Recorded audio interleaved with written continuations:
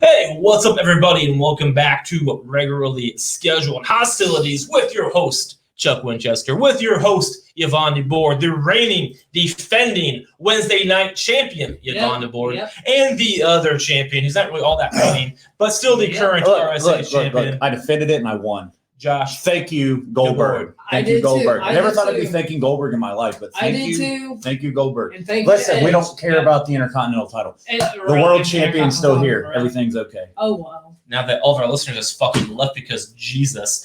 Welcome back to the show, guys. It is Thursday night, which means it is post Wrestlemania. That's not right. Post the Royal Rumble matchup. Post the 2021 best night of the wrestling year. And to help us talk about the Royal Rumble 2021 is the one, the only, the Cy Powell from the SJP Wrestling Podcast. Boom. There he is. What's going on? Yeah, I'm good. Thank you very much for having me back. How are you all? Good. We're doing great, man. I appreciate you so much for being on the show. One, you're awesome. I love your show. We've done Thank you together now at this point, and you just destroy everything that we do over here on your end. So you're phenomenal. Appreciate you hanging out with us here over at RSH, man. No, well, thank you for having me back on. I think you're being very kind there. Probably a bit too kind there, but thank you. I appreciate the words. Well, at least he's kind to somebody. Yeah, I'll be the Drew McIntyre to your Rated R Superstar Edge from their promo on Monday night. He doesn't respect the prestige of his own show's championship. exactly. Well, I respect the title, not the holder. How about that? Don't be bitter. You shouldn't have picked Goldberg. I agree with you. To be fair, we told you not to. We told you, yeah, we did. What the fuck? You didn't tell me anything. Unbelievable. She's just happy she's got the 205 Cruiserweight title. Don't compare me to 205. Hey, how did Damian Priest do in the Rumble? Shut up. I was devastated. I can't wait to see him team up with Bad Bunny. But anyway. Real quick, before we get rolling here with the RSH, Royal Rumble, all of that stuff, real quick, tell us about your show. Tell us about what you do, and just plug all of your shit here, man, real quick. Quick. Sure, no problem. There's two shows I do now.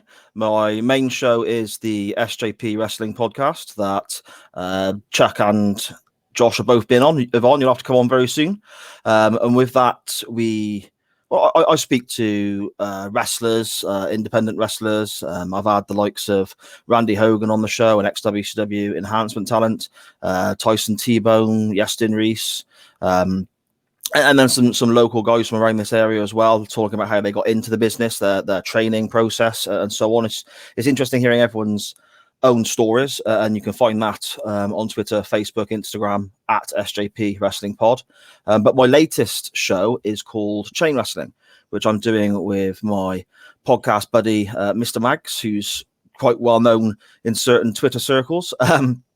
He's got like 47 podcasts, 48 podcasts. I don't think the guy sleeps, but he works on this one with me. And the premise is basically we chose a match, and at the end of the match, we go back and watch it and have a bit of a laugh and have a bit of a sort of a poke fun at it. I suppose it's quite lighthearted. And at the end of the match, we both link it to something else. So whether you go by something else that happened in the same venue, something that was via the same title, or you just use the wrestlers involved and link it to another contest. And then my choice and Mags's choice go up on Twitter, and the listeners vote to decide which way we go. And we're now 10 episodes in, and it's all you can trace back from the topic of this week's show right back to episode 1 through the chain. So it's quite a fun little way of looking back at different time periods and so on. And you can find that on all the social medias, Twitter especially, at chain_wrestling. Well worth checking out. I really enjoyed doing the show. It's a good laugh. So we've had some good feedback as well. So yeah. Oh yeah, absolutely. That's all very good shows. Our feedback's not as good. No, we get but what feedback?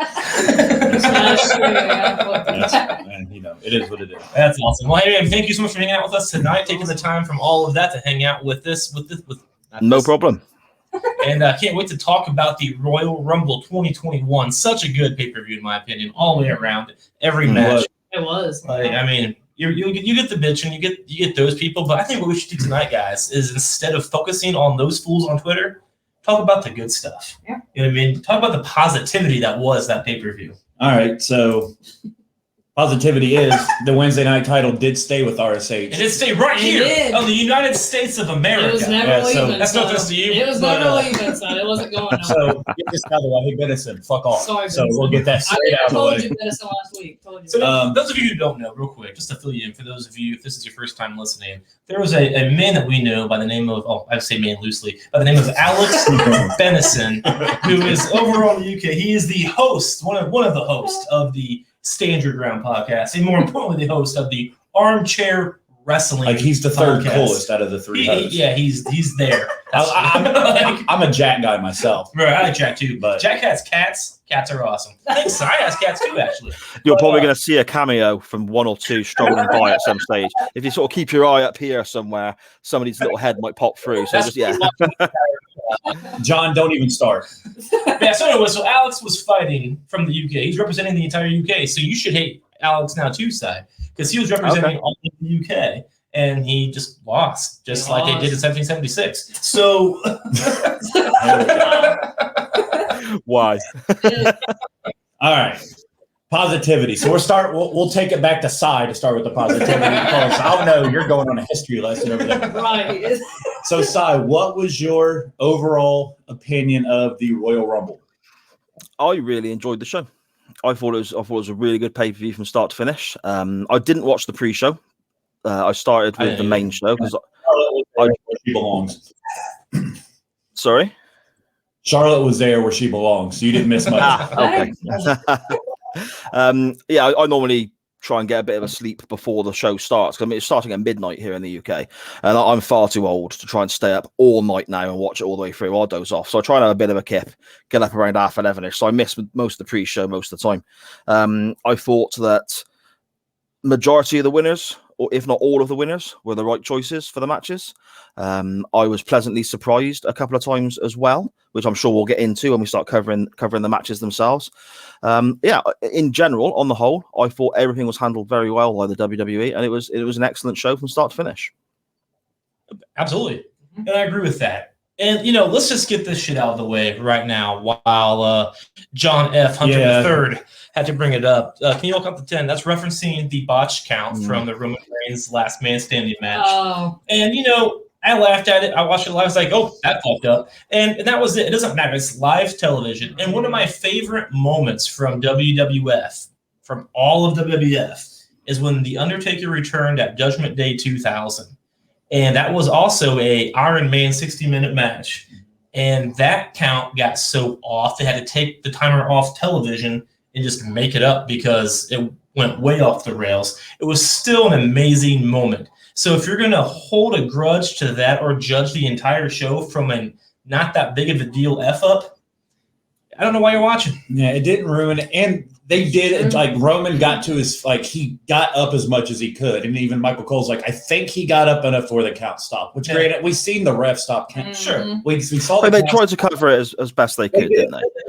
For live TV, that's pretty good. And I hope they learned that Paul Heyman cannot do stuff. Yeah. Paul Heyman's apparently not a kinky guy because he can't do handcuff stuff because people's blaming the ref. Paul Heyman put the damn key in the handcuffs and turn it. It's life time. But things happen, and it was a dude that we'll get into it. That senton off the damn forklift. So much fun. Dude, my favorite. Tons of spots. My favorite spot ever. And if for those of you who don't know, we were in a group chat and I was bitching about Roman Reigns the entire time. Not that match, but just I'm tired of Roman Reigns' speeches. Don't start. What'd you say about my family? You said positivity, and you've been nothing but negative so far. So I was kind of giving, being a drunken, just pissy person about it, and then he ran over Kevin Owens with a golf cart, and that put me in such a good mood. It was not only he went through the damn window. It was a good match. So I don't know if you've heard. I might have actually been on this show previously and said this as well. My opinions on last man standing matches. I'm not a fan of this stipulation in any way, shape, or form. But trust me, I'm not going negative here. Please bear with me. I'm not a fan of this stipulation at all. I find it can be quite difficult to build the suspense with near falls and the edge of the seat excitement you require. So you get a pinfall or a falls count anywhere, a match where they can still use all the weapons and so on. I think you can still have all the same stunts in the same spots, but you still get the drama of a 1, 2, and then a kick out at the last second. I find it quite difficult to get invested in a 10 count whilst the guys are slowly dragging themselves to their feet. To me, it takes away quite a little bit of the drama. However, this kind of proved me wrong. And this is the one of the most enjoyable Last Man Standing matches I think I've ever seen in my aging myself a bit now, 30 plus years as a wrestling fan. I really enjoyed it. And the botched finish, I suppose you might call it, where he was handcuffed and was struggling to get up. Okay, it kind of took me at the moment a touch, but I was watching the match with my 11-year-old daughter. Didn't affect her whatsoever. So if she's happy, that's all that to me is. She found the link and she is watching. Oh, there we go. She's saying hello now. Look. Yes. Hi, sweetheart. Hi, Sharon. What'd you think of KO? So we'll just go into KO Roman Reigns. That's like the hot topic right now. What'd you think of it? It was a great match. Getting hit with the cart. Sorry, Kim, but that was entertaining. That was classic. KO takes some crazy bumps. He does. Remember when he parkoured off the Titantron? He was facing Rollins, wasn't he? He ran up the wall and threw, like, KO's an athletic dude for a guy that size. Table and got really hurt. Yeah, I remember that. He does. Yeah, that guy Reigns is the best. That is a fact. He's very much good. Better. Very, very good in that role. Yeah, but I do want to talk because we haven't had you on, so I've never actually talked to you about the Roman Reigns now, the good Roman Reigns that everybody loves.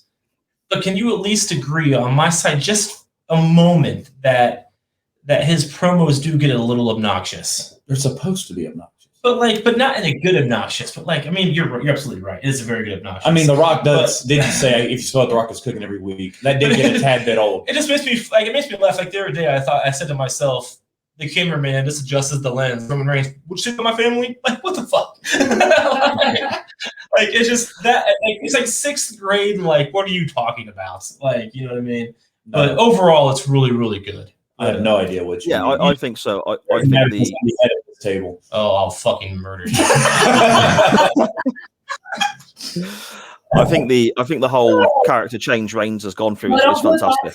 Here called Hostilities. I put food on this table. You wish. Yeah, I eat food off this table. Okay, well, while you do that, I'll keep putting beer on this table. That's right. And all that's right, good stuff. Great match. The ending, obviously, at that time, you could tell when he got the 5. It's like, why'd he stop counting? Then it's like, oh, Paul Heyman can get the handcuffs off. Then, sure, temporarily, I was like, that's kind of funny. It happens, but it's live TV. It's live TV, right? And it is what it is. Very good match, and people don't take into consideration the fact that's the 3rd time in a row them two have fought at a pay-per-view. You know how hard it is to keep people interested 3 fucking times when you know what the result's going to be. We knew Roman would win the first time. Sure. We knew he was going to win this time. Mm-hmm. We knew he was going to win at TLC. And guess what? Still a great match, and still kept you invested into it. Did you know what we all knew? We all knew Jay would get involved. And guess what's going to happen? Jay would get involved. And it could be because, Daniel mentioned to you that he may have been injured. He may have been injured. Yeah. Whatever. We knew he would get involved, and he did not get involved. He did. So Roman Reigns clean. That wasn't clean. Heyman helped. No, it's last man standing. There ain't no rules. It's still Heyman interference. There's always some kind of interference with these. Yeah, guys. It's served on purpose. KO still looks strong, and Roman is the head of the table. Sure. Basically, Heyman just did what Jimmy or Jay would have done if they were there. But and again, that's drawing. Surely that's being a great heel. That's being a great bad guy. You're still looking strong. He's still looking very authoritative. He's still walking out with the championship. As you said, Kevin Owens, it doesn't affect him in any way, shape, or form because he went into the contest, I suppose, kind of the underdog. And the fact that Reigns still had a little bit of outside help to get the decision, to get the win, I think keeps everyone looking great going into WrestleMania. It builds up the hate for him too. It's like this motherfucker wins every damn time. Exactly. He always needs help, and then the one guy that beats him is going to get so fucking over because it's like they finally beat. Like that's what a great heel does. Yeah, absolutely. It'll be a big moment. And honestly, it's the first time ever that I feel like I'm getting the same kind of rage that I used to get against Triple H when I was a kid. I hated Triple H passionately. You still hate him. For the I do, because when I was in 6th grade, he did the same shit. I went to bed angry every night watching Triple H do Triple H-like things. And for the first time ever, we're getting a heel that is very similar, I think, to Triple H. Ripped, big, scary, but still is cheating every night. And I'm 33 years old right now, and it's since the first time since I was in junior high I can say I hating this guy because of what he's doing on TV. Not from shit that I know from behind the scenes or shit that may or may not be right, but his character on TV is making me hate him, and that's the first time Triple H. That's fantastic as well, because I think WWE have had an issue over, I'd probably say, the last decade of building really genuinely likable baby faces, real genuine good guys in the main event picture. I mean, Reigns, when he was on that side of the fence, very much split people's opinions. Cena was the same. And yes, it's down to the booking of these characters, and it's very difficult to play that kind of white meat good guy now because not everyone wants that. However, I think you need a real good foil to the good guy for that to work. I think that the good guy, the baby face, that the fan favorite is only as good as the bad guy he's challenging. You look at, say, you go back to the 80s, early 90s, and you look at someone like Ric Flair. How many people did he make look like superstars? I'm going to keep bringing him up, John. Jack, I'm going to keep bringing him up. You think how many superstars Flair made just by being the most hated guy in the business? I think that's something that people sometimes forget about when they moan and say WWE don't create new stars. They haven't got this, they haven't got that. We've got no one we can really get behind. The last one that was huge was obviously Daniel Bryan. Would he have been that popular if we didn't have Triple H and the Evil Corporation for him to go up against, the Authority? That's fair. I mean, look, when Stone Cold has been as big, Vince wasn't so hated.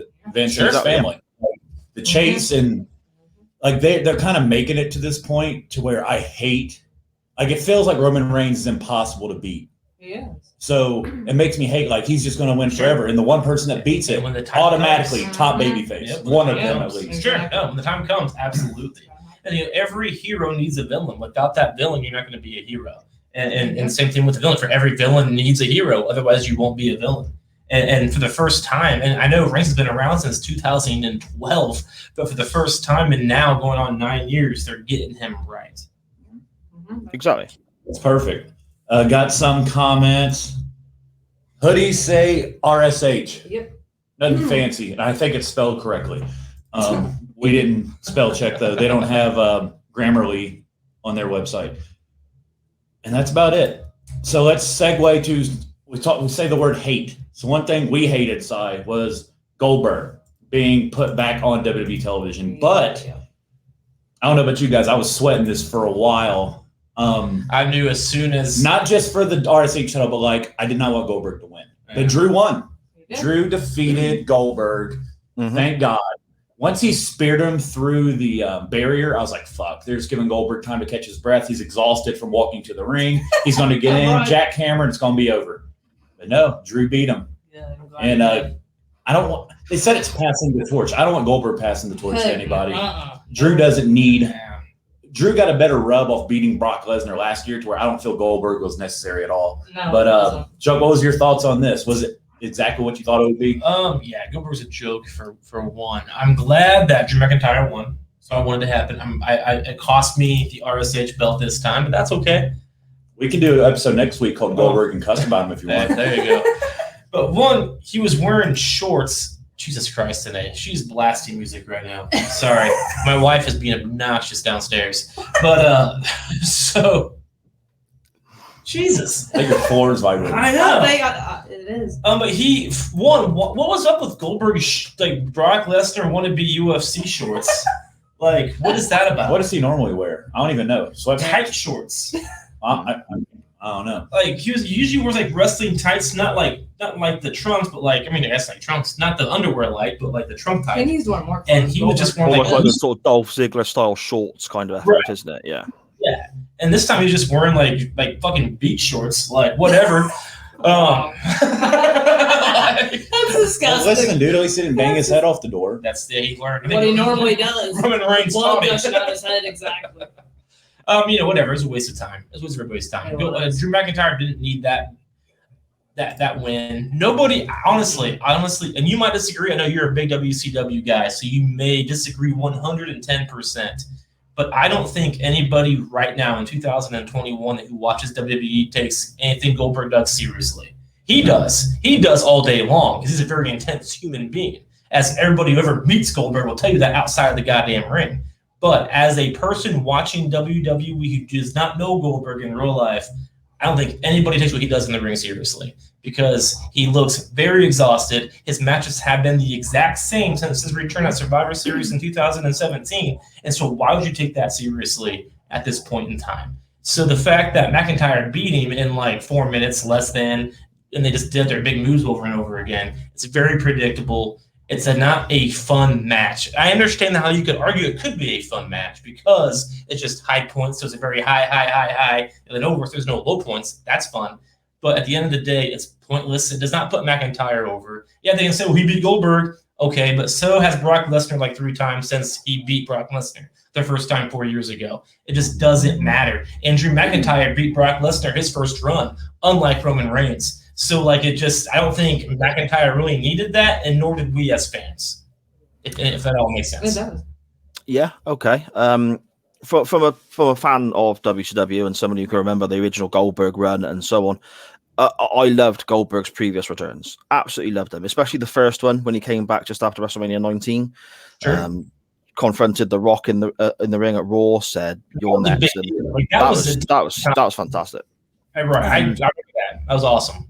Yeah, and then his more recent comebacks as well. Again, I'm slightly biased. I enjoyed those.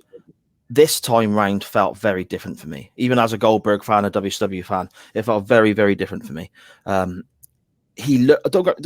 guy's in fantastic shape. I'm in no position at all looking at me to judge anyone's physical state. Trust me. Okay. However, look badass. He's a badass however, guy.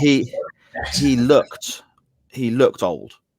He looked old, and that's the first time I've looked at Goldberg and thought, wow, okay, he's looking old now. I've got no issues with Goldberg coming back for special occasions. Coming back at WrestleMania, having a 2-3 minute match. They got plenty of airtime, let's be honest. WrestleMania goes on for like 3 days, I think, doesn't it? Like 4 days. Maybe, I got to take a week off work to watch all whatever it is. But I got no issues with Goldberg coming back at WrestleMania for 2 minutes, little quick squash match, bit of a story behind it. Just adds a little bit extra sparkle to a big event, but he doesn't need to be anywhere near that title picture anymore. That time has come and gone. His WCW stuff, fantastic. His recent runs back, again, they diminish each time, but I've still enjoyed them. This most recent one, sorry, Bill, not for me. Yeah, I'm glad. What do you think? The match was a waste of time because, like we all said, Drew did not go. I mean, Drew doesn't need to go over no more. He's already proved himself. That's why he's the champion. I mean, Goldberg is looking in that match. He's the same Goldberg we've seen over and over. He's just getting older, like we said. It's a shame Drew botched that jackhammer. Yeah. So a buddy of ours, which I will say is a complete jackass for this comment, goes, well, Drew didn't take that jackhammer very well. I was like, Goldberg hasn't been able to get up a jackhammer in 3 years. He about killed The Undertaker. He about injured Bray because he couldn't get him up, and then he couldn't do it to Drew either. And then I read online to where he told Vince, I don't want to do the jackhammer anymore. I'll just use the spear. And Vince is like, no, the jackhammer is such good shit. You're going to use it. And he's like, okay, I guess I have no choice. So he's botching. He can't do everything he used to do. He needs a spear versus spear where Roman Reigns kicks his ass. Oh, yeah. I'd be down for that, but he doesn't need to win the title. If he wants to come in and put younger guys over, that's one thing. But him coming in, taking the belt, and showing up at Mania for a 2-minute match, I'm kind of over it. I'll take it from Brock. I don't want it from Goldberg. Brock makes more sense at this time. And real quick, just because Denise had the audacity to say this, so yeah, you can blame COVID if you want to, but let's look at every match he's had since 2017. Talking about Goldberg, right?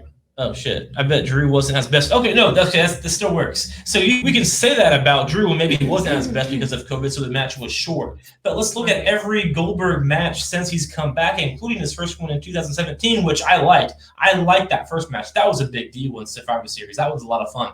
And then they ruined it by making him go to every title picture after that. They've all been that short. They've all been COVID short since 2017. So it's not COVID's fault. Without COVID, it would still been the exact same match. COVID had nothing to do with this. It just didn't. Yeah, Goldberg. It's more on Goldberg and not Drew, I would say, for sure. I mean, I think Drew McIntyre did more in the ring on Monday than he did on fucking Sunday. That's true. That's true. Before we get into the Rumble matches themselves, because we'll have a lot to say about that, because a lot went on. Just the rest of the card really quick. We'll go around the table, and if anything else stuck out to anybody.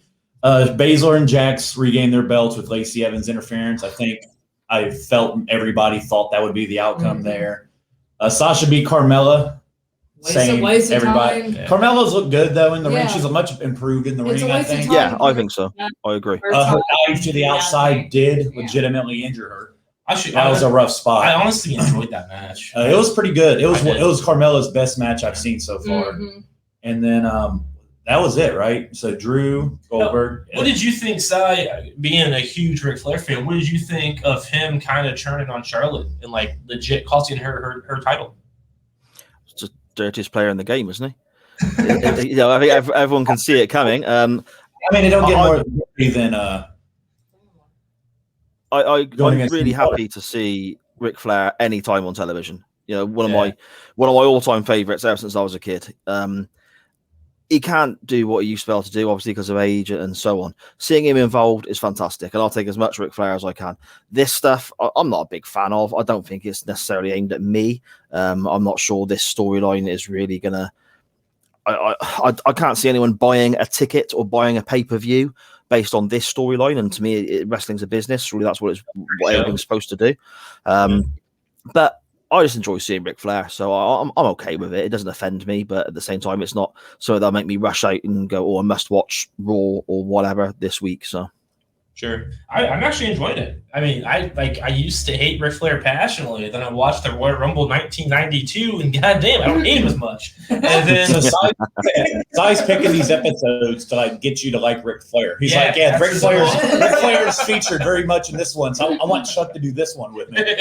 I see what you're doing. That's what it is. And then even with this storyline, I hate old man Ric Flair. He's just running around yelling "woo." How is he not stroking out? I will not know. But he's not bad. And I like the Charlotte, kind of calling him out for all the stuff that we know of, because he's historically going to the bars, throwing his money at strippers and stuff. That's a thing. So for her calling him out on it, it's fun. And then to watch him just well, F it. I'm gonna deal Ric Flair. It's that's kind of fun. Yeah. It's not too bad. No. But the Rumbles were the main part of this show. And before we get to that, we are at The Buzz, whatthebuzz.com. You can see it at the bottom, and you can also follow us at RSH Wrestling on Twitter as well. But these are all the other social media outlets that you can find The Buzz. We'll be right back.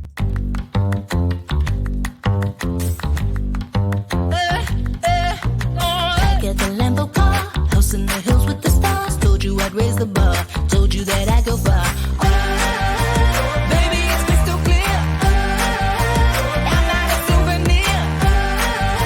I'm not an accessory. I'm a necessity, so come and check me out now. I'm a necessity, so come and check me out now.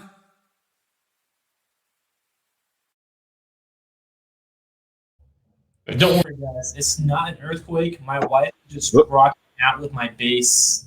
Sorry. Oh, What is that? Cy thought it was.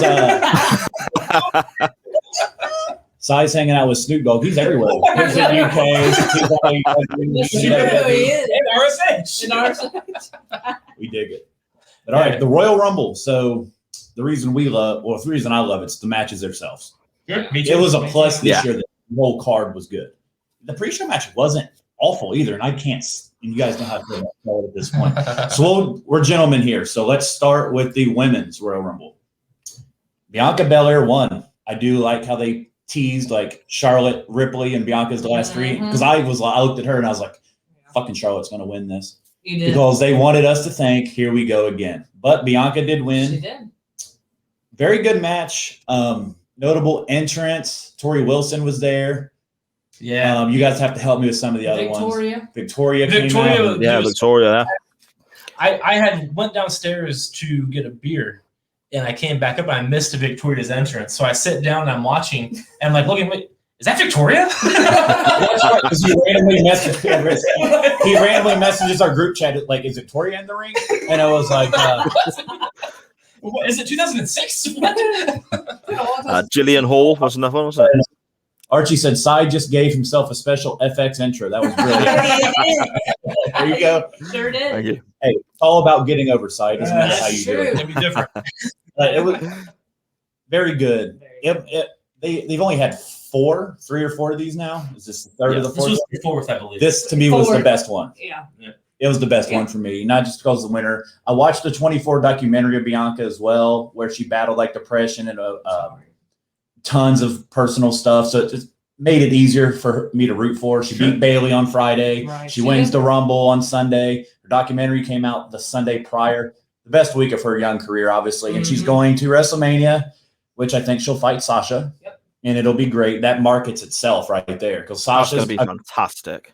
and Bianca, off topic, is teasing joining Roman Reigns. So one of them have to go heel, right? Because it's babyface. So Bianca could go the Paul Heyman route too. She's teasing it. I like it. Yeah, Granted, it's social media, so it is what it is. sure. But I like really good match. Love the ending. Love Ripley. Apparently, she's going to SmackDown. She'll be there tomorrow. Fine. Edge is Good. allegedly supposed to be at SmackDown tomorrow. So it's loaded Friday night. SmackDown's been the best show in our opinion Yes. over the last Oh, yes. at least the last 3 months for sure. Since 2006. Well, NXT was my number Right. one, but I find myself looking forward to SmackDown even more than NXT. Me too. did. Yeah, me too. And I'm a big NXT guy. So, Absolutely. Sai, what was your thoughts on this match?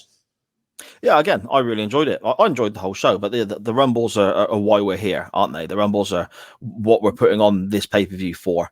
I enjoyed the first Women's Rumble probably a touch more than this one because the uniqueness, it was the first one, I guess. But I suppose when it comes down to actually... Charlotte. Oh my God, that's why I didn't like How it. did you forget? Oscar. Oscar. Oscar won the first one, yeah. And Charlotte's won the last 2. Oh, just one. No, 2-1. the last one, yeah. Oscar won one. Was this the third one then? I thought this was the. Yes, it's the third one. Yeah, I think it is. I don't know. My bad, Sai. I'm getting Becky old. Lynch won one. They were the latest winners. Becky Lynch won one, didn't she? Becky won. Listen, Becky won. Becky, because she Becky, won yeah. the same year. This is the fourth one. Yeah. It was Oscar, Becky, Charlotte, and then Bianca. Yeah. I said I think it's Seth That's it. too. I'll tell you guys this right now. Spoiler: Charlotte's winning it next year. She's already went too long. I already predicted her. She's my predictions already. I There's already jotted her down. there's no doubt. I'll put it in the banners. Proceed. Yeah, I really enjoyed the match. The winner was the right winner, I think. She's an absolute star, isn't she? And she's somebody relatively new, relatively fresh. It creates new matches on the main roster. I know they say NXT isn't developmental anymore and it's all main roster, but you know what I mean. It creates new matches with the likes of Oscar, Sasha Banks, and so on. It was great seeing Tori Wilson back. It was a big surprise seeing Jillian Hall. I completely forgot that she even existed. That was a proper like, whoa. I heard that music. I'm like, I know this. I was like, I already hate it again. I remember when she was in wrestling, she always tried to be the Britney Spears, and she was awful. When Billy Kay got super excited, I was like, that Jillian Hall is what Billy Kay's going to end up being. exactly. That's just fine. There's a place for that. Yeah. I asked where her growth was. The boogeyman took it off and ate it, if you remember. That's There you right. go. That's why it's not there. You remember the most weirdest shit. I got creeped out. I seeing didn't that even guy remember on that. TV. Yeah. Oh God. Oh, good Oh, times. Oh, Jillian Hall. She cannot sing. She's trying. No, I love that. The fact that Billy Kay did freak out was so perfect. It made so much sense. She's standing. She got Mark, and she comes out, sits at the announce table, and She they're was just like, "What are you talking. doing?" And then she's standing by the stage getting hit by Baszler, knocked her out, and then she got up and she's still standing there like, "Hey, let's join me." And she's like, "I want more to my resume." She is so something. I love it. She was very good. I mean, she's when the Iconics split. I don't watch as much WWE television as you 3D, but when the Iconics split, I thought she was the one that was going to be, for want of a better term, the Marty Jannetty of the team. I thought Peyton Royce was going to be. She had the star appeal. She had the look. She had a lot of talent. I thought she was going to be the one that would elevate quicker throughout the shows. But Billy Kay's absolutely fantastic, and she's got that sort of comedy side to her that I think if you can pull that off, if you can pull off the comedy side, I think you're always going to get a job on you. I think you're always going to have work there. because they will always find something for you to do on each show, whether it's 2 minutes here, 2 minutes there. You'll always find work. So, I mean, look at R-Truth. The dude has all the ability in the R-Truth's world, the man. but he's also very comedic. So he's been around forever, Yes. and he's not going anywhere because why would he? Right. You know, like, No, R-Truth's a monster. He I also is. follow him on TikTok. he's hilarious. On TikTok. Dude, he's hilarious on TikTok. At JDaboard12, by the way. Comedic. Really? You're promoting I'll- TikTok. I'll tell you, whilst Anybody? we're talking about this, I'll say this now. If my girls are still up and watching, if you are still up, girls, help me set up a TikTok. I'm going to see what all this is about, I think. I won't be able to do it on my own. That's way technical for me. But Do you remember Vine from like 10 years ago? no. No, well, okay, so it's Vine. So look at Vine, and then you come up with TikTok. I've only had an Right. Instagram about a month, so that's I'm good at social I hear media too, yeah. So some stats from the match. Ripley had the most eliminations with 7. Baszler had 6. Belair had 4. And Nia had 4. Then a handful of women had 1. Can you believe Charlotte had one? Charlotte and Peyton Royce had the same amount of eliminations. That feels right. That's- Dude, that is pretty crazy that Charlotte didn't get more though. Yeah, it was. What did you? So the one thing I will complain. I'm not going to complain that I was like, okay, I feel like this woman should not have been in the match at all. What'd y'all think of the Alexa Bliss got thrown out? She like went to I agree, transform yeah. into whatever, and then Ripley's like, "No, I'm not playing this shit," and I was tossed her out before she disappointed could. by that. I liked it a lot. It made sense because that transformation, long-term stuff does not make sense in the Rumble match. So the fact that she tried it and then they were like, nope, I liked it. And in a realistic way, it made sense. I would have preferred her Yeah. just not being a part of it. Right. If they're gonna cut Like, her, that cut her kind of thing what she character, normally does, like, that's stupid. You should never see the Fiend in the Royal Rumble ever. Well, the fact that she was eliminated before she turned into that character was good. They had somebody strong like Ripley throw her out, which is Right. fine. Right. But She that's hasn't if I was transformed. nitpicking that. I honestly didn't have a lot of bad things to say. I was highly entertained. The Jillian, which we'll talk about the men's here in a few minutes, but the surprise entrants were very good, especially Very in a pandemic where the traveling's kind of staggered. You can't get people in and out like you normally could. I didn't really read dirt sheets. I can't help it. I get alerts and shit at this point. I didn't know Jillian was coming, or Victoria, or Tori. They were teasing Trish. She didn't even show up. She didn't. I was really sad about no Trish. So, Good well, Trish. Natalia posted something that people got really like, oh my God, is she coming? So, like, I thought Right. there could be, because she was there, but she didn't show up. She didn't So, show up. Come on, Trish. Wow. You should yoga your way on. don't start me Did off any about of you- Trish. As my wife will attest, I can talk about Trish for hours.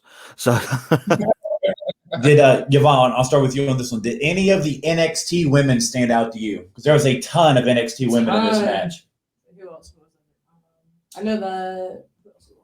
So, Shotzi Blackheart, Shotzi's, I forget. There's so many of them. Tony Storm, Santana Garrett, Dakota Kai. Yeah, a bunch of them did. Ember Moon, which you guys remember from the main Yeah. roster, but she's back in NXT now. Lana returned and Lana- eliminated I Nia told Jax. Josh she would do this. She's coming back. You did say that. I remember did you call saying that. And Watch Lana make an appearance. did any of the NXT girls stand out to you? Yeah, Ripley don't count because Okay. I think we can say she's going to be on the main roster now. Yeah. Like Dakota Kai did. What's it? I'm not saying them all Shotzi. again. I don't need you to. I can read. Wait, who was in the match? Real funny. So the crickets mean nobody stood out. Dakota Kai and Shotzi Blackheart did, but there's really nobody else. And Ripley, which doesn't count. But they all did. I they mean, all did good. Ripley counts. She's still in NXT. She so can have- counts. Well, that's the obvious one, but Right. we'll talk about that later. All the NXT You know what's women funny? did good, though. As They much did. as I talk about how great their division is, which it is the best, they didn't last very long. Storm came in fourth, got eliminated yeah, 3 they people got later. eliminated quickly. They kind of got thrown out, but granted, Storm got thrown out by Nia Jax. They all got thrown out by Ripley, Jax, or Baszler. The big guys. So Yeah, it's they not like did. they got thrown out by nobodies or whatever. Right. I'm gonna be honest with you. To me, when it comes to NXT in both matches, nobody really stood out. Like last year, Keith Lee really stood out. So and this year in the NXT division, I don't think anybody really did. They were there. I know what's his fuck is a big deal now. What's the guys on Raw now? Oh, Priest. Priest Priest, is a yep. big deal now. Yvonne has him in remember he's main eventing WrestleMania. Well, this my year. WrestleMania got. He's on Raw, so there we go. But nobody really stood out. I don't think anybody on the NXT roster or even in the main rosters really stood out as an individual competitor. You know, back in the day, Kane would eliminate 12 people. And, last year, Brock Lesnar eliminated 15 people and Keith Lee made a big, really stood their own, except for Edge, because they made a point to make him stand out. But yeah, I don't think anybody really had their own mark on this year's Royal Rumble, if that makes sense. With that and with the Alexa Bliss being part of the Rumble as well, I always find that the best Rumbles are when you've got multiple people you think can win. You look, say, back to 2000 Royal Rumble, everyone knew The Rock was going to win that match. It was The Rock or Big Show, but most definitely The Rock. And it really kind of watered. Sorry? Big Show actually won that match, but whatever. Yes. But, it was supposed to be The Rock. Obviously they screwed the finish up, obviously. But everyone sort of, it was geared towards that one individual. With Alexa Bliss being in the Rumble, I think that was handled, I think, quite well, because you could make an argument for her winning, the same as you could numerous other people in the Rumble. And the fact that she got eliminated by being herself and doing something you've seen on the weekly television show, I think was great storytelling, because she's not going to have the time in a match like the Rumble to stand there and do all that. So somebody just grabbing her and tossing her over the top rope, I don't think it really affected her too much. It fit to me with the story. But also you had the additional thing of, will she go all the way and win the Rumble? And it kind of puts a grey area over the likes of Bianca Belair, who you probably beforehand, I think the book is, especially in this country, had her as favourite. But it adds a little grey area to that by having more potential winners, I guess. Yeah, so it was Bianca, Ripley, Bliss, and Rousey was our top 4 over here. And Rousey was weird. And and I think Bailey was 5. So that was our favorite. So the favorites did pretty well. So let's go over to the men's one. So far it's very early, right? But this is my match of the year so far. Which we'll get to the standout part. I can't even click the right banner. Here we go. Edge wins the Royal Rumble. Rookie over here. He entered at number 1. They did announce on backstage that he was coming out number 2, which brings me to an interesting question. Why does everybody make such a huge deal about number 1 being like the hardest spot when number 2 is literally coming out at the same time? Yeah, that's just semantics. Like I get it, but it's literally the same thing. So people are like, well, Edge was technically supposed. It's like, shut the fuck up. Enjoy the moment. It was a great moment. I mean, the psychological reason behind that is because if you say number 2, the general public stops giving a shit. Yeah, it's like Nelly. So psychologically, you have to say number 1 because number 1. Oh, damn, 2. Well, there's someone else before you. So I know logically it makes no sense, but that's the psychology. Yeah, that's spot on. I think that's spot on. I mean, it's just ridiculous, but that's true. Like Nelly said, 2 nobody remembers. Yeah, absolutely. And 3, I forget the song. I'm getting old dude. Who did the Patriots fight that one time in the Super Bowl? Which one? And that's not really helping. Tom Brady. I see. Right over my head. That's so here look, Archie's bringing the TMZ here. Maybe that was the move for Alexa because she's pregnant, and if she's not, then I get the feeling that Ryan Cabrera is broken. This is how rumors begin. You back the fuck off. Like, you keep chasing. That girl from the challenge. You have dates with her. You leave Alexa alone. That's my territory. Archie likes to remind you guys that she's with Ryan Cabrera. He's trying to fucking just start shit. She's not pregnant. There's no pregnant rumors. Yeah. She was in a match on Monday. What are you talking about? She took an RKO. Yeah. Yes, she did. Yes, she did. Damn it, Archie. Canadians. He wouldn't have an issue if she was dating Justin Bieber. Oh my God. But anyway. He's going to pop back in the comments. But if she like cold soccer, he'd be cool with her. Yeah. Oh, gee. I thought it was a really good match. I do think Priest stood out. I really, like, if there was one person out of the regular. So most eliminations, I'll kind of give you guys that. Big E had 4. Priest had 4. Seth's back. Seth's back as the Messiah. Dude, I floated off my couch when his music came out. Like, it's like the Messiah's back. For some reason, it started to rain in my living room. Yeah, like, Seth.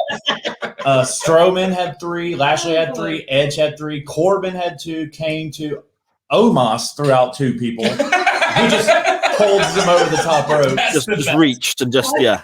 I get involved too. I also said that too. And then a handful of people, Elias, Daniel Bryan, Dolph Ziggler. You were very mad about Elias. Yeah, I'm so fucking sick of Elias. Getting eliminated that quickly, Josh. But I think Priest stood out. He eliminated Kane. That's a big deal. And on Raw, which we'll get to, Edge came up to, you remember in 2000, John Cena, The Undertaker, Undertaker's like, I like you, kid. Edge literally gave him the same treatment He did. Monday He did. and then put him over on social media. So they see something with Priest. They did. Not WrestleMania main event this year before you Hey, even he'll start. get there. But- he'll get there. I mean, I think the They fact, like Damian Priest a lot.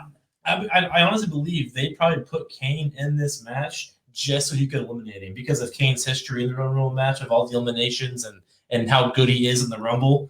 I have to believe they brought him back just for Priest to eliminate him at this point. Like, you know what I mean? Like, that's a huge thing to Oh, say. boy. I can't deal with Archie in these texts. Archie, get your shit together and stay away from my girl. Is Archie texting you while we're doing a live show? He's saying more things about Alexa Bliss that he You can't put need in to the quit comments. calling her your girl. She's engaged. Anyway, to somebody. One thing, and then I'll shut up about this. One thing that scares me. So, what holidays next weekend? I don't know. It's Valentine's Day. Oh, fuck. So, what does Damian It Priest scares do you? when he comes to the ring? I don't know. He shoots the fucking little arrow thing. Oh, So God. I'm just scared Vince is gonna have him in like a pink suit I next hope week. not. Like, Please hey, don't. I'm the Archer of Love, and like re-gimmick his character and Don't just ruin make it. him so weird. And he'll be the Don't. champion of love. They'll come out with a belt. No. That's what I No, worry about. please do and then not. and then he'll be done. Yes, Leave Priest alone we've the seen way it he is. before. Yeah. We've Leave seen him it alone. before. Well, you know, with every NXT person ever, yeah, we see that. Yeah, pretty much. They wanna That's my change- only worry. But outside of hopefully that doesn't happen. hope I was very impressed with him, but I've been a big fan of his since Me. NXT. Strowman looks amazing. Like Strowman's every time he disappears for whatever reason, he comes back, he looks more He shredded. does. Dude. Yeah, he Like does. I think you remember when he used to flip over those cars and we'd make fun of him, like, yeah, that never happened. I feel like he probably he, can at this he point. flipped over Vince's limousine. I remember that. He flipped it. But I remember that. Yeah, dude, you gets ripped, and he's always going to be an enhancement talent. I don't understand that. Like, I will never understand why he's an enhancement talent. Then I get some jackass. Well, he beat Goldberg last year at WrestleMania. Oh, Yeah, boy. because Roman Reigns wasn't there. Like, that doesn't count, in my opinion. Like, he did his own individual run. And it makes I me think- mad. They very much dropped the ball with Strowman, didn't they? You go back to the feud with Reigns and the matches he was having there. He was white hot, and he's got everything you need, I think, especially in the WWE, Vince McMahon's land. Still, the guy's a giant. He can talk. He looks fantastic. He can actually work in the ring, which sometimes I think is not the main priority with WWE, but he's got that as well.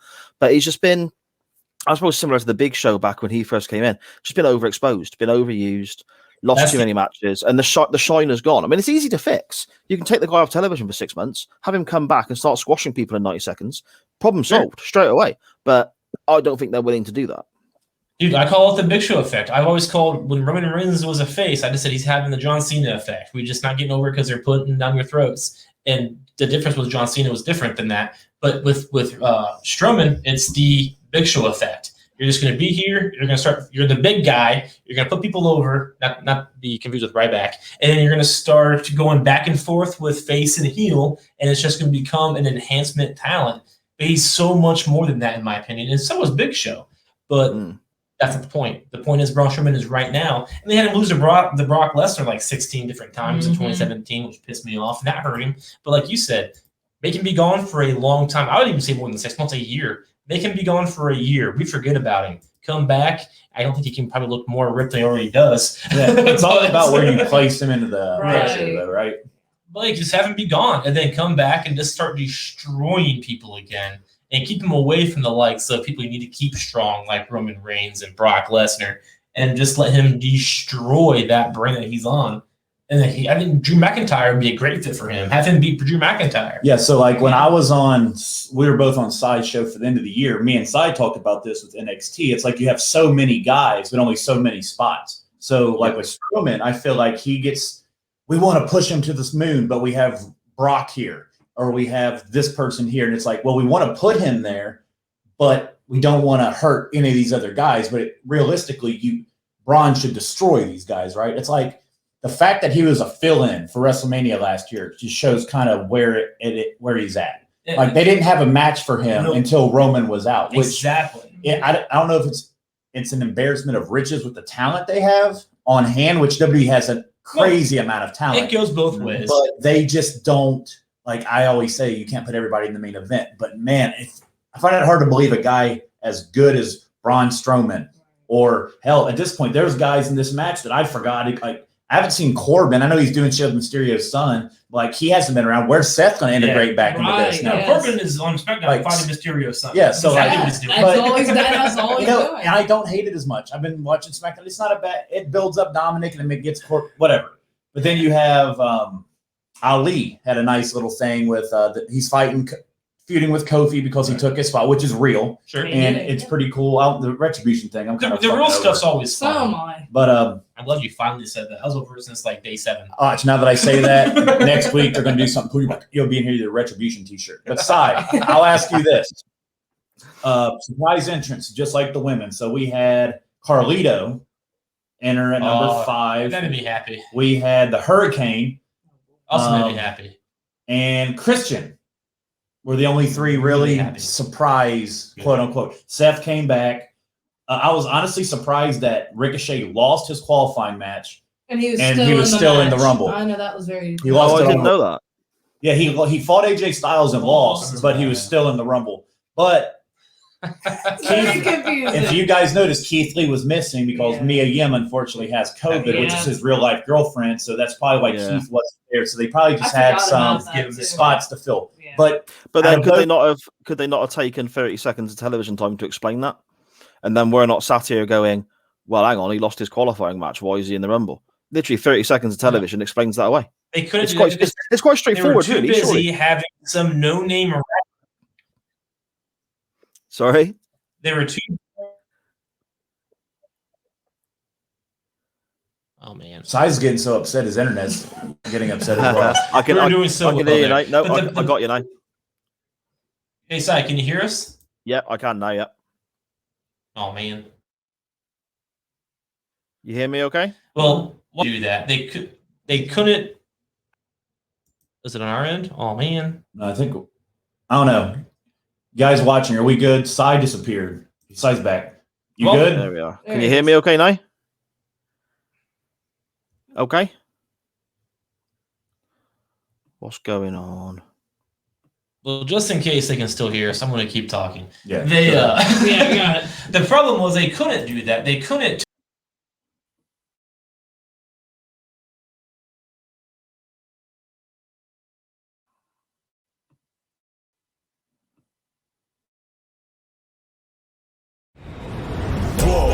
Tell them that's what we ready for. War. Tell them that's what we ready for. War. Bringing that to competitors. Till we see the confetti fall, be ready for war. Tell them that's what we ready for. War. Tell them that's what we ready for. War. Bringing that to competitors. Till we see the confetti fall, be ready for war. Tell them I'm ready, any opponent. The crown heavy and every minute is chosen. A path only fit for kings, and you won't know what this court means. What did you enlist for? If it isn't getting more rings, then you gon' have to switch your team. Trust me, it gets more mean. I'm a nightmare going up against your dreams. First step is explosive like a bomb hit. Bet if I let it fly, I cannot miss. And you ain't got a chance at the top 10 when you getting clamped all night by a locksmith. On the block, throwing lobs to my top bigs. I'm a chef, no look, what's the top dish? Tie game, through the pressure as the clock ticks. Crossover, step back, hit a shot, switch. War. Tell them that's what we ready for. War. Tell them that's what we ready for. War. Bringing that to competitors. Till we see the confetti fall, be ready for war. This is how champions are made, but it never happens in a day. It's all hard work, but it's why what happens when we play 9 out of 10 times. I'ma lap you with. All right. Sorry, Am I back? Yeah, we're back. Basically, the internet just was like, okay, bye, and then came right back Yeah. on. I don't know. Internet. Okay, Anyway. so I'm all right now, yeah? You can hear me okay? Yeah. So we'll Yeah, we're pretend that back. never happened. So Sai, out of those, so it was Carlito, Christian, and Hurricane. Which surprise entrant were you most happy to see? Oh, Christian, hands down. Hands down. I think Christian's fantastic. I Did think you sometimes tear up that's... when they hugged? Sorry? Did you tear up when they hugged? No, I did Okay. not. I did not. But it was a great moment. It was a great moment. You It was did. nice. I did not. See I that. bet you did. No, I would have if it was like the first time ever. But they did like TV shows. It's not. If they weren't gone that long. Like I guess Christian was gone longer than we thought. But like Edge has been around for a long time now. So like they haven't really been gone. Yeah, I get that. I mean, I'm a big Christian fan. I think the guy's work's really underrated. You look at his world title runs, his matches with Randy Orton, and so on. I think the guy is absolutely brilliant. the Hurricane's always good for a bit of a giggle, isn't he? He's always good for a bit of a laugh. And Carlito was great as well. I mean, I liked Carlito back in the day, so hearing that music and that was good as well. But Christian was the one for me. I think that was the biggest surprise I enjoyed. Strowman coming out at number 30 was potentially the most I've hated seeing Braun Strowman in my life, because I was hoping for other people, probably unrealistically, but seeing Strowman, I was just a bit like, oh, okay. You know, it sort of took the wind out of my sails a bit, because I was hoping for others maybe, but that's the nature of the beast, isn't it? Who are you hoping to see? Oh, anyone. Lesnar would have been great. Punk. I mean, Punk would have been incredible. I know it's not likely to happen, but he sort of the build up of the Rumble, number 30 is coming, and you know, I suppose it's the kid in me getting excited about surprises at the Rumble, because that's what I've grown up watching. So when Strowman came out, okay, Strowman, great, massive fella, eliminates loads of people. He should, in theory, be a star if he was handled better. Great to see him back. However, it wasn't Lesnar. It wasn't maybe Punk. It wasn't maybe some other surprise that could have really got me off my seat. But in this COVID era, I suppose that can be quite difficult to organise as well. That's fair. Real quick, I want to bring up, you talk about Carlito. I like Carlito as well. My favorite part about Carlito is his slogan was, and is, I guess, is I spit in the face of people who don't want to be cool. Not people who aren't cool, people who don't want to be cool. So even if you're not a cool guy, but you want to be cool, he won't spit in your face. But if you don't give a shit, he is spitting in your face. That's a good place. That's always like I think it's funny that. how Elias like smacked his apple out of his hand, and then on Raw when they had the tag match, he came out like he's all pissed, like I still don't have my fucking apple, Elias. Like he's looking at him like, what the fuck? So that was quite clever as well, mind. I think that was quite clever, because obviously in this current era, you can't be spitting apples around in the COVID era. So the way they worked directly, that's the spot everyone wants to see Carlito do. That's what everyone's waiting for. So with the mask on. His WWE shop Elias mask that if you like hit a button, it plays one of his songs. Like I'm protected. I'm protected. Devon, who are you most excited to see? Well, I know Damian Priest wasn't surprised, but he was surprised me. I was most excited. You do it. Take her and him at Wrestlemania, right? Oh God, no. No. Boneyard match 2.0. Even though Priest wasn't surprised, it was a surprise for me. Like seeing Carlito, entertaining. Hurricane was good, and Christian, I liked Christian too. Yeah, Christian was the big one. Yeah, it was. But like he was on Raw like 2 months ago, so it wasn't like a huge. I feel like the fact that the news came out yesterday that he's now on a part-time schedule and can wrestle makes it more meaningful that he's back. Like you're going to see him. I don't know where. His music used to be my ringtone, and it's fucking amazing. I feel like with Edge, which we'll segue into this. As far as WrestleMania goes, we already talked about Bianca. Sasha's probably the most likely one, you would think, since she's on SmackDown, and Bianca's probably not going to go over to Raw. No. But with Edge and WrestleMania, so he's went to NXT. He was on Raw, and he's reportedly going to be on SmackDown tomorrow. I think we're going to get an Edge and Christian maybe little run together. Probably. Yeah. Or because I think Edge is just going to like tinker with all three shows. Like I think he'll have a match on NXT at some point that'll probably rival AEW to try to get spike the rating, even though it didn't last night, but I'm over the rating shit. But with him and Roman, you could have him and Christian fight the Usos. That way Roman's out of it, and then they could get that win over the Usos and be like, Roman, I could come for you. And you could have him be on Raw with Christian, and they could team up. They don't really have any. They're probably the best tag team they are the best. Who's their tag champions right now? Can't even tell you. Why can I not think of one of their tag team champions? Oh, the Hurt Business. Okay. Hurt Business. They're not that bad, but they're running out of people. Shelton exotic. But like Edge and Christian versus Shelton and Cedric, I'd be down for that. So or an NXT with the Dusty Cup or whatever. They could fight the winners of that. We have 2 pay-per-views until WrestleMania. Yes, you have. So we have time to kill. You have Takeover. You probably have 2 takeovers, which they could show up on there, or have Edge do a one-off there. Fastlane and the Elimination Chamber. Plus, WrestleMania is 67 days away, I think, right now. Long time. Yeah. They have many opportunities to pull this off. Oh, Denise. Oh, boy. Denise is not an Edge fan. He's not my favorite. He's not my favorite. I'm not as... I don't think he should have won the Rumble. On this day, I honestly think... I don't see clearly how Denise cannot be an Edge fan. I'm okay that he won it. I wouldn't have had Edge win it, though. That's what I was telling you. I I was telling you. I thought the Daniel expecting Bryan Edge to thing win would have all. been cool, but apparently Yeah, I was kind of bummed to watch Brian get eliminated. Yeah. Like, man, that's what I wanted. He never makes it to the end either. He doesn't. Sai, so what? So like we thought, we all picked Daniel Bryan. Who was your original pick? You thought was going to win this Royal Rumble? With what little WWE TV I have watched, I sided with you. I thought Daniel Bryan was in for a great shout. I did actually think Edge as well.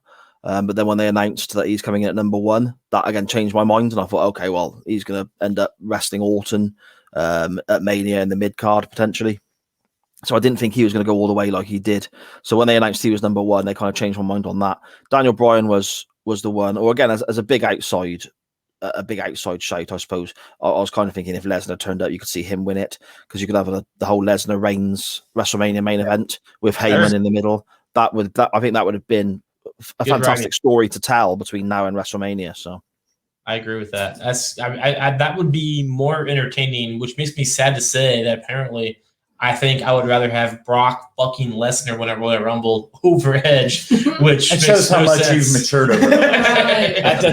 At this point last year, he was just like, that Rumble went a lot better than I thought it would, because you just thought Lesnar was going to come out and throw everybody out. But he actually made Drew McIntyre a huge, beginning of a huge superstar. It was really, really well done last year, I thought. Really well done, really well put together. Over Archie showing his bias. Yeah, okay, Canadians, we get it. It's cold. We understand. I'm going under the assumption Archie also is a fan of Christian. I'm a Spurs fan. I mean, but Archie is a huge Pittsburgh Penguins hockey fan, so that's kind of weird because they're not from Canada, but that's a different story. That's racist. Also, random. Stop it. You can't say that anymore. Yeah, never mind. Damn it. It's supposed to be positive. Are you losing? All right, so we'll segue over to Raw, which had a few big things happen that I didn't expect. We'll go. The first two we're not going to really jump into, but Naomi and Lana are randomly a tag team again. So they're the number one. They're the number 1 contenders. They are. Asuka and Charlotte. Asuka and Charlotte are no longer a team, thank God. So Thank you, God. Charlotte will be the women's champion within 14 days. We all called that. Carlito is now. So you guys remember how MVP was in the Rumble last year, and then he just randomly started showing up. He got a backstage producer role. Now he's there. They said Carlito is kind of in the same spot. So he was on Raw. He teamed up with Jeff Hardy, who's just looking for a new brother at this point, and they defeated Elias. Look, they teamed him with. They're teaming Jeff up with this random. They are Riddle, and then everybody else. So then Lashley beat the shit out of Riddle and got DQ'd. So he kept doing it, like he wouldn't stop. And MVP but I want to talk about Drew. It's crazy.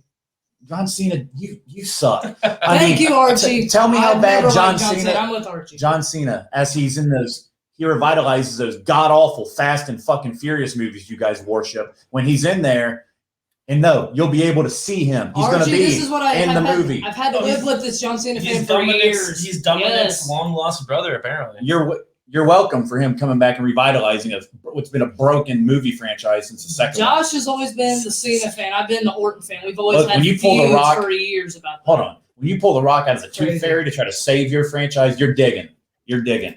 Anyway, Sai, let's not. I apologize for this nonsense. Fast and Furious 4 is the best one. Fast and Furious. Change my mind. Deep inside Josh, he likes Rock. I had Fast and Furious on once, and I clicked up, and the channel changed, and it was the best Fast and Furious movie I ever saw. Was it slow and happy? Listen, me and Sai are going to get this back on track. Man, fast cars, naked women. I mean, yeah, real fucking original. You don't like fast cars, naked women? What is this? Oh, you're missing out, brother. What is this? Grand Theft Auto, Vice City? Stop it. Just stop. You need to get some fast car. Just stop. Denise is time Anyway, to so Sai, as we were saying, Sheamus. So there was a confrontation with Edge where he's going to flirt, right, with Drew and Roman and NXT Balor, kind of teasing who he's going to fight. Sheamus went rogue and kicked him in the face, which Drew later in the night said, "You want a title shot? You got it." So it looks like Elimination Chamber would be Sheamus and Drew. Yeah, the next review for sure. So Sai, what is your thoughts with Drew going forward? So let's pretend that Edge isn't going to fight Drew. What would you kind of do with Drew going forward? I suppose you kind of look down the Raw roster and you think, well, who is there for him to face? He's going into WrestleMania. In theory, I mean, it may change between now and then, but he's going into WrestleMania as a defending champion for the first time. You kind of want him to go against a legitimate established heel as the babyface champion going in. To me, that would rule out the match with Edge, I guess. So Sheamus is an option, but we're talking about this is the night after the Royal Rumble. We've got a long time between then and Mania. So I think that kind of rules Sheamus out because I can't see them drawing that out all the way to WrestleMania. So after Sheamus, who's left? Do we have Orton? He looks like he's probably going to be heading somewhere with The Fiend. So that rules them two out potentially. So again, we sort of look down the roster and think, who's left? Who else is there who could be a legitimate main event challenger to the WWE champion at WrestleMania? That has to be quite a substantial name, I think. And I look down that roster, and if you're ruling out the likes of Orton, The Fiend, and so on, you're not left with many, are you? The thing you have to think about, too, is we have 2 months to kill. We have two There's pay-per-views plenty of time. until Edge is challenging that. So you have to have somebody who's not going to win it challenge for it to kill that time. Yeah, so you feel like eliminate Sheamus? It's going to be Sheamus. Yeah, it's going to be Sheamus versus McIntyre, probably the next 2 pay-per-views. And I honestly believe Edge is going to challenge McIntyre at WrestleMania. That's what you think. I think it's going to be him and Roman. That could be. But even then, we'll still have to have Roman fight somebody else at the Chamber and at Fastlane. Yeah, and it better not be as much as I love Kevin Owens. It can't be Kevin Owens anymore. It's like Edge isn't fighting until WrestleMania, and we have 2 pay-per-views between then and now. So we have people. It's just we're filling time. I was thinking about this. So I'll pitch you guys an idea. You tell me if I'm full of shit or you think it's a good idea. So you know how Chamber normally there's like a Raw Chamber, and then the winner gets a number one contenders match. Let's do 2 chambers. Not Raw versus not Raw and SmackDown specifically. No, there has been. Isn't typically is for the championship the title is defended in the chamber. Yeah, but instead of doing that, you can have title matches. It's fine. Drew versus Sheamus, Roman versus, for argument's sake, we'll just say Kevin Owens again, and a fucking. No, I think the title is defended inside the chamber. Not all the time. Okay. Some I think it was last year. They just had a singles match. The other champion was just off, and then the chamber was for the number one contender. I got you. So I would do 3 Raw, 3 SmackDown in the men's chamber. Winner gets that title shot at Mania. That way you're guessing like, well, we don't know who Edge is going to choose, but we know if Seth Rollins wins and fights Roman. I mean, I like that idea. And you do it for the women as well. I like that. That way it keeps you guessing. I like that a lot. I think it's too complicated for WWE TV. It's 3 + 3 = 7. I mean, I know that. WWE would make it complicated. But I want them to switch it. And you're right. So, Cy, I want your opinion on this because Chuck's used to my stupid ideas. But if you do that, I do it with the women's match specifically with Bianca because I feel like she could do either, but I think there's more room for her to shine on SmackDown than Raw. With Raw, you have Charlotte and Asuka, and Becky's going to be back. And when Rousey returns, she'll be there, and she can easily get lost in that shuffle. But on SmackDown, it's Bayley, Sasha, then her. Like, she's literally probably the 3rd biggest woman, with all due respects to, like, Natalya and Tamina. They're not on TV, and Billy, like, they're not on TV consistently enough. But I feel if you're going to defend 1 and 1, that's fine. But I feel you should split the shows, have 3 qualifying matches on both shows, 3 Raw, 3 SmackDown. It keeps us guessing like, well, we know if this person wins, they're going to fight for the SmackDown title. Then it kind of makes everything a little bit easier and keeps us guessing a little. It makes Chamber fun because normally you talked earlier about how we know in the Royal Rumble who typically is going to win. Like a few years ago, we knew it'd be Batista. Then we knew it'd be Roman. Yeah. I have no idea who anybody's going to fight right now. Either. So this would even make it more confusing and fun for me going forward, especially with that stupid Fastlane shit being thrown in the middle, which they should have just never done. I agree with that. Yeah, no, I agree. And having the uncertainty, I suppose, of having the Raw and SmackDown brands mixed in the chamber adds to that appeal, I think. You mentioned Seth Rollins there as well. Rollins is a shout actually for the Raw title shot. You say you're going down the card and looking at options. Rollins' name for some reason completely escaped me there, but he is an option. As the heel going in, he is an option there to face McIntyre. You say with Edge and Reigns, that to me would make more sense because of the babyface heel dynamic.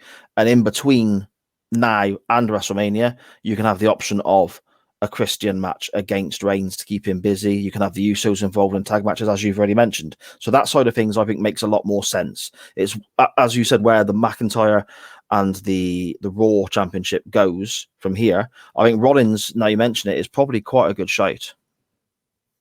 I would say I call it, so my favorite podcast outside of ours and yours is Busted Open. Thank you. And I listen every day. And I called in the other day and got through. He did. I legitimately got through. I was the second to last phone call. God damn it, they only give me like 35 seconds to talk. But I called in and I was like, listen, what if Edge challenges the NXT champion instead? Right. Like, Okay. I don't think Finn Balor will be the champion at WrestleMania. I think Cross will get it back. I think so. And I think Cross, Balor, Demon versus Cross is the money match that they could probably do at Yeah. Mania, kind of like the women's title was on the WrestleMania card last year. And from what I'm reading, Vince McMahon gets very excited about Karrion Kross when he sees him on TV. Yeah. He's gonna be on the main roster very, very soon. So why not have like Edge last night? He goes to NXT, he puts over Pete Dunne and Finn Balor. He calls them two of the best talents he saw. He gives them credit for giving him the grit to come back. He didn't even say grit, but I am just to piss you off. But grit, it gave him the encouragement. See how he stopped saying it? It shows how shitty that was Stop last it. year. It's still on the show. But anyway. But anyway, he puts over Balor and Dunn, right, in a nice little brief segment. Then Cross stops him as Edge is leaving the arena, and he goes, "This is the most important decision of your life." And he's like, "You might want to choose it wisely." Right. TikTok, and Edge goes, "That sounds like a threat. That sounds like a threat." And I don't know. Threats might make me want to come back here again. And he's like, "I don't think you want that to happen." Then Edge walks away and Cross stares him down as he leaves. So, like, I think there's money to be made there. You get eyeballs on NXT, which, Vince is pissed they're losing the ratings war. And it elevates Cross. It elevates Finn Balor. It elevates anybody Edge comes into contact with and says something nice about, automatically gets the nice rub off of Edge. They laughed at me. They're like, "Yeah, that's not happening." And Bully Ray's like, "Yeah, he's fighting on the main roster," and they hung up. Okay. From my standpoint, I kind of agree that you're more likely to see Edge on what they call the main roster, I think. But it's not impossible. It's not impossible. And what you've just put out there, I think would make for great television. I think it'd be really interesting to see. I'm not convinced it will happen myself, purely because Edge, I think, will be facing McIntyre or Reigns. You say about getting eyes on the NXT brand. Edge was on there last night. It was last night, wasn't it? Yeah, Edge was on there last night. It didn't really make a bump in their ratings at all. You've also got the issues with you guys will know more about this than myself, being over in the States, but you've also got the issues with, I believe, the network they're on is going to be changing dramatically, and they've got to find a new home, and potentially changing what night they broadcast. Wait, so I did not know that. Yeah, I think there's a strong chance that the NXT ratings are not going to be a pressing issue if they know in X amount of time they're going to be leaving that channel anyway. They're going to be leaving that network anyway. If they then have to switch to another night, which is it hockey that's on, or is it basketball? If that's going to interfere, and NXT then move to a Tuesday or whenever. Listen, Tuesday or Thursday, but talk about a rating. If NXT was on a night by itself, I guarantee you would do it for $1 million a night. No, the problem is if NXT, and I think AEW would see an improvement as well, because you're not going to split the audience. Yeah, because you're like this week combined, I think it was 1.5 million. Like NXT did like 650 and AEW did 850. So there's 1.5. Split that over 2 days. Like you're probably getting $1 million, 1.2 show. Yeah. No. Guys. If NXT goes to Thursday nights, they are literally screwing themselves because RSH is every Thursday night, and clearly the eyes are all on us. Well, yeah, but we go off. We're off before 8 o'clock. But no, the eyes they're so exhausted from our awesome presentation that they're going to be sleeping. Well, they can use they can use NXT what I use AEW for. When I can't go to sleep, I turn on Omega and I fall right asleep. Easy. But the one other big thing, what Archie was talking about earlier, Mr. TMZ himself. Oh, my bad. I didn't mean to read your comment. Where's Dad's beard gone? It's a bit short. It's a bit shorter than normal. Yeah, very true. Very true. Fair enough.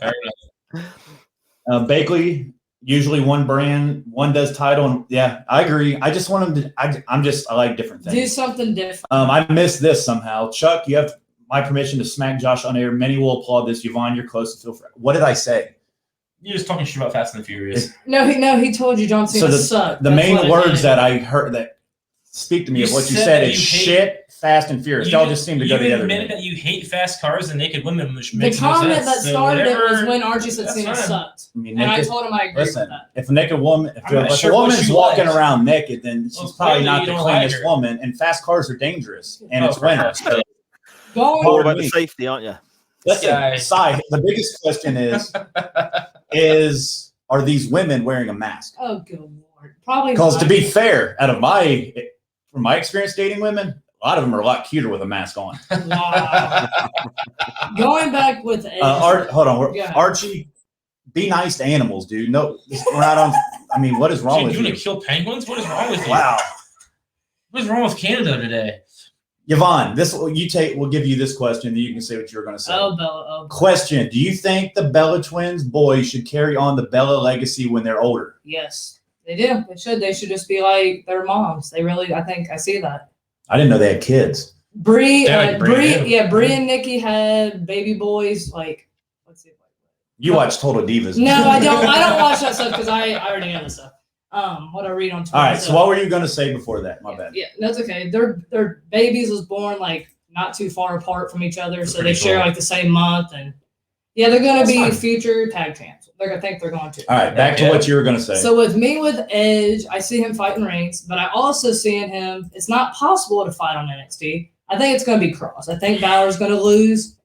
I think Cross is maybe going to be the champion because when Charlotte won the women's, we didn't think she was going to go to NXT. We thought she was going to go to Raw and SmackDown for the title. She Fair. went to NXT. Nobody expected that, But the size point, but it can the happen. fact they did that last year, And she won the title. I feel like it's like we did that last year. And the ratings didn't really change. Well, no, so why do it again? Well, It's you're- not impossible. With all due respect, I know, Si, you're a big Ric Flair guy, but Charlotte's not moving any fucking ratings except No. down. Well, Edge didn't last night either. I never watched NXT. I haven't missed an NXT since they moved to live until they put Charlotte. I purposely watched AEW first. But like the fact is, Edge didn't move the numbers either, so it doesn't. I like Yeah, but your idea. I don't think like it a that. I lot. don't think that's Edge's fault. No. They also waited until 17 Sure. hours before the show went on to announce he was coming. He should have said it on Raw. It's not Right. the point, though. I mean, it's not anybody's fault. The fact is, they didn't move numbers, and this is a very week-to-week business. So if you say next week, well, last week didn't matter, why would I do it again this week? Like, It's all about promotion. Like at this point, they're promoting Edge on all three shows to make it Right. suspenseful. listen, let's say Sai has Triple H on his podcast because you hate him and you won't let him come on ours. So Sai No, takes him, Paul right? calls me a lot. Fuck off. But let's just say Sai has Triple H on his show. Oh boy. But Sai doesn't promote Triple H. He's like, hey, we're going to talk about Alexa Bliss turning into whatever. This is our topic. Nobody knows Triple H is there. So he's not going to get a bump in anything Sure. unless you just stumble across Okay, it. Well, then they'll look at numbers after the fact. He's not. They're right now. They're just making a suspense thing. He's going to be on Raw. He already was. Well, yeah, He's but on NXT. He'll be on SmackDown. Just for tomorrow. that, like everybody, the rating thing, which is fine. I don't really, at this point, I don't care. If it's a good show, I'm happy. Oh, I agree with you. But they didn't advertise it on TV. They didn't run a commercial. They put it on Twitter, and people don't live on Twitter. So unless you saw it, like I'm a social media guy, so I've seen it. Sure. But if that's your best advertising, you shouldn't have expected a bump in the rating. Well, that's- Nobody knew it was going to That's happen. spot on. That's so accurate. I think you need to be promoting so much more if you're doing something like that. If you're doing it literally to get that bump that you're talking about. I also think that on a Wednesday night, there's only so many eyeballs to go around. There's only so many wrestling fans watching. So are you going to see the big switch one way or the other? That the numbers. Again, I'm not a big ratings guy. I just watch wrestling. I enjoy wrestling. But you bring up the ratings there. You look at the numbers. They fluctuate up and down a touch. But you tend to find AEW has that core group. NXT has that core group. Different demos they discuss and so on as well. But you tend to have that's the core people watching the shows. Now, I don't think we're going to, in a long time, maybe not again in my lifetime anyway, have another boom period like we had in the 80s and then at the Attitude Era as the second one. I'm not sure. I think the business has changed that much that you're not going to get that same boom period that you had in those times. So are we now looking at the number of wrestling fans watching now are what we have? in that case, is it possible to boost the ratings by chucking a Charlotte Flair or an Edge or whatever down to NXT for a night? I'm not so sure. I mean, I've not got the answers, but that's the way my mind kind of works. Is that really going to make that big a difference, especially when they've got competition on the other side? Yeah. In a perfect world, they got Raw Monday, Impact Tuesday, AEW Wednesday, NXT Thursday, SmackDown Friday. That'd be cool. Every wrestling show has its own night. Each audience can enjoy that show thoroughly. Every rating on every show except Raw, because their rating just keeps going down, will go up. Like we said, so I guarantee NXT and AEW both go over 1 million each I week. imagine so. Yep. And it'd be great. Have their own So show, no let's end problems. with this. Yvonne's favorite, Oh man. Randy Orton. Oh, So, boy. dude, I was so happy that they announced that this was the final time. I did not expect this to happen on Finally. Raw. This is it. It was very Edge shocking. versus Orton, this is the last time. Nope. No WrestleMania, no Chamber. Thank This was God. the last match between these You have two, to bring that. which we talked about last week. We thought they were going to fight at Mania. And Sai's favorite match, the last man standing match, which we're not going to have to deal with, thankfully. So Edge won with some help from Alexa Of course Bliss, he did. who Because of her. I swear. with Gangrel over on the top That rope. blood, dude. Yeah. Oh my god. So I did see that. Yeah, I did see images of that. Yeah. So, Sai, with that being said, what do you think is next for Randy Orton? Because Edge is moving on to bigger, better things with the champ, with his potential challenger. Where do you think Randy Orton goes from here? To me, there's two ways of looking at it. If the WWE say this is the last time ever, I can guarantee you it's going to happen again. Because that's just how they work. So, Next week, Raw. Best wrestling match ever. Another rematch. so are we going to get? I think they were heading towards Edge versus Orton at Mania before Edge got injured again.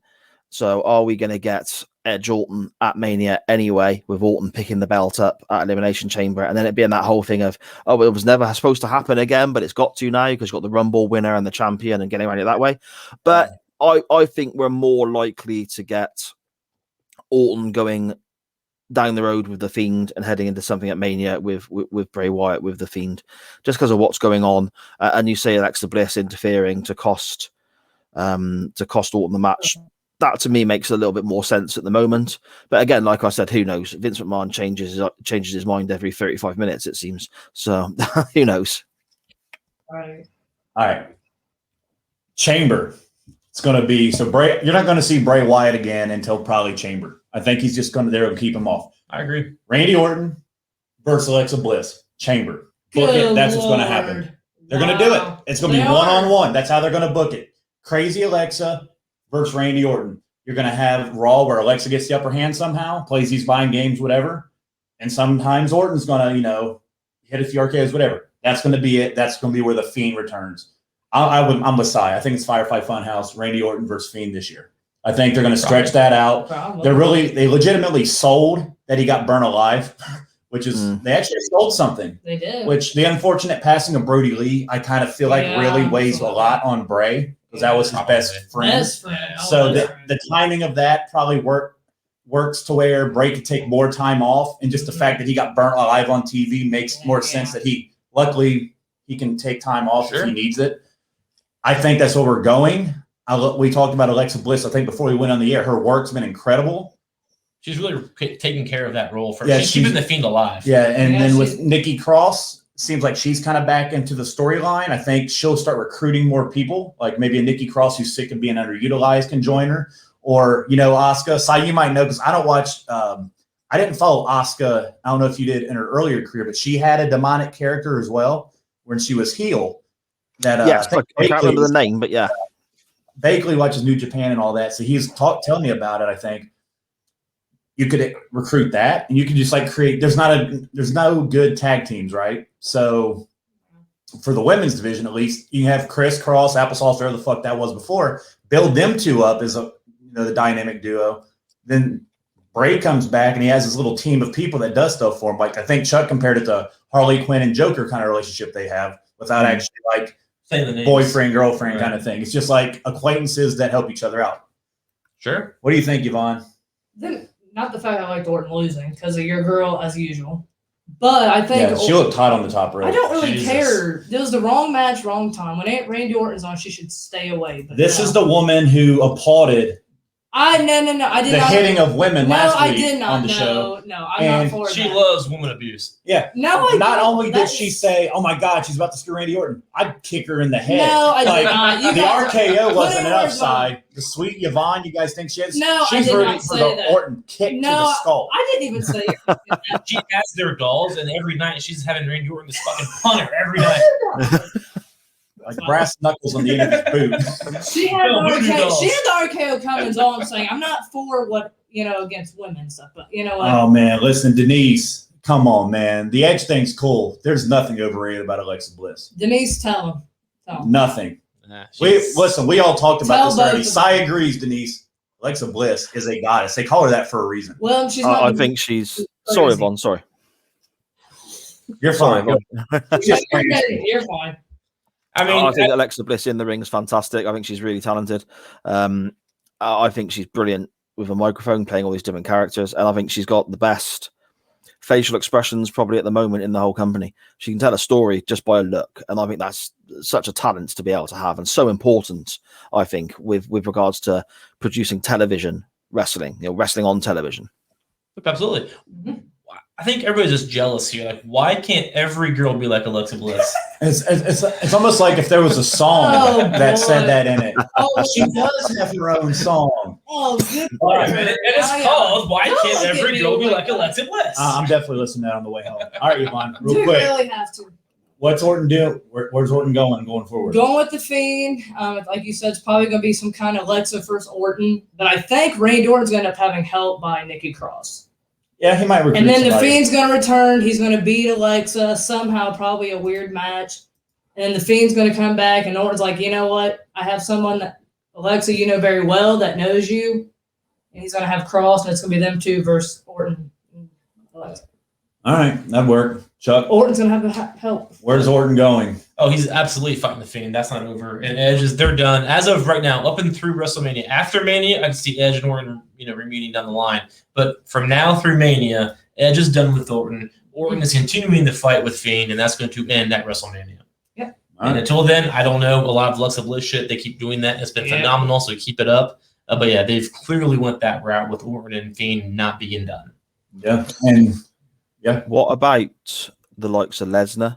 What about the likes of Cena? Cena- Whereabouts do they fit in at WrestleMania, if at all? Cena is already been announced not going to be at WrestleMania as he is shooting Okay. a TV show in Canada and Yeah. cannot make WrestleMania. he said he couldn't. The math just doesn't add up for He him to be couldn't back do in it. time. He said if he could, he said he'll be back as soon as he can. So he might be somebody we see at like a SummerSlam or Yeah. something. Brock Lesnar's still Okay. a factor, but I just don't see anything Lesnar, from Lashley. him. It could be, Yeah, yeah, I guess. Even though they seem to not want to do it, but they're building Lashley up for something. They are. The dude's been untouchable on screen. They haven't had him take any losses. He comes up, he's defended his belt against Riddle at least 30 times, and every time he either gets disqualified or a count out. So like they're protecting him for some reason. I hope it's for Lesnar. That's the much I'd want to see. Do you guys think that feud's over between Riddle and Lashley? No, they're gonna fight this. The way week that on Raw. ended, it's not going to. It was a count.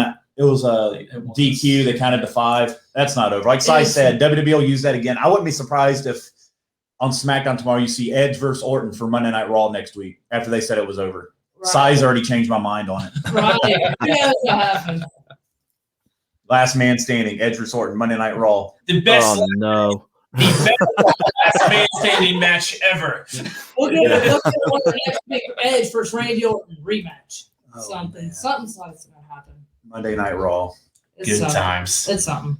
Such good shit. All right, guys. Zach, pretty much going to wrap it up That here. is. That was Yeah. a lot. Alrighty, side. Again, we appreciate you so much for taking this loaded episode of our regularly scheduled hostilities. And one more time for the fans, we still got plenty watching.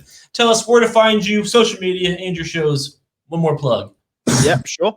You can find me on Twitter at SJP Words, as it kindly says on the screen there. Thank you for that. You can find my show, the SJP Wrestling Pod, on Instagram, Facebook, and Twitter at SJP Wrestling Pod. And my newer show, 10 episodes in now, with my good friend Mags, Chain Wrestling, at Chain_Wrestling. And that again is on Facebook and Twitter. I'm much more active on Twitter than I am anywhere else. That's your best places to find me. So, but yeah, seek it all out, and that's all via the Visionaries Global Media Network. All right. And Yeah. thank you again. Sorry, thank you thank you hugely for inviting me on. I've had a great time. It's always brilliant talking to you three. So I really appreciate your time. Thank you. Oh, absolutely. You as Thank you, well. man. You You're as one of my well, favorites. absolutely. Yeah, mine, yeah. Absolutely. And I do have to do it real quick. I hate to do it, and I wish I would have more beer to chug real fast. But a real quick congratulations to Josh DeBoard for successfully retaining the RSH championship belt. That's I didn't hurt. cheat either. That's hurt. I know. And It's I rough. won mine. I Yeah, retained mine exactly. fairly. So does your fairly, hatred yeah. for Goldberg go up a little bit because he cost you that? Yeah, a little bit. I mean, just a tad. It's like the fuck. The one time he loses, So like, Jesus. I was gonna hate him more if he won because I would have lost the belt and he would have won. And then I was like, I told her, I was like, Chuck's gonna hate him if That's he what we loses. said. Then he's The gonna. Goldberg name's gonna stick. Man. Goldberg wasn't gonna win with you because if he would have won, you'd have been like, yeah, Chloe won the belt, but damn it, he's champion. When we saw that match, But- we're like, Chuck's gonna be mad. Hey, listen, Yeah, he's well- mad. Yeah. April something. One of y'all is gonna lose again. So like, I'm going to But WrestleMania. we'll get there when we get there. But again, congrats for winning the belt. You're Very gonna appreciate good it. You're gonna curse yourself to where you're gonna. Hey, to be lose, fair, so- we all got everything right outside of that and Daniel Bryan. That's fair. That was We it. did, We were absolutely. clean sweep. We did really well. So We did. Absolutely. Well, bye, Dad. Right, see you later, Anya. Again, this my brother. You were a phenomenal guest. Can't wait to come back on your show. Can't wait to have you come back on our show, and can't wait to keep talking to you Anytime. over there on the Twitterverse. Absolutely. All right, guys. So hope you all enjoyed the show. Be sure to check us out on all of the social medias, Twitter, Facebook. You can find us all at regularly scheduled hostilities. Be sure to check us out on whatthebuzz.com, what-the-buzz.com. All of their social medias, the same ones. And until next time, all you guys need to do, all you guys need to know, all you all need to keep continuing to do is fear regularly scheduled hostilities.